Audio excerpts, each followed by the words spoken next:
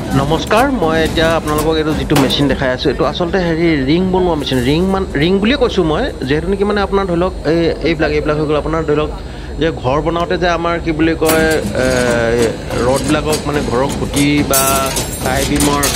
যিখিনি ৰড লগা আমি সেই ৰডখিনিক মানে ষ্ট্ৰাকচাৰেল ৱেট মানে কেপচাৰ কৰি ৰাখিবৰ কাৰণে যিটো আমি ৰিং লগাওঁ এইটো হৈছে চাৰিকোণীয়া ৰিং যিটো একচুৱেলি মই ইয়াত চিম্পল ৱেট মই ৰিং বুলিয়ে কৈ দিছোঁ এনেকুৱা টাইপ এই বস্তুটো মানে খুব অতি সোনকালে বনায় তাৰমানে মেচিনটো ফটাফট বনাই একদম কাটি বনাই নিয়ে আৰু তাৰমানে ধৰি লওক চিজনেছ কৰিবলৈও বহুত সুবিধা হয় এইটোপা ক'ব গ'লে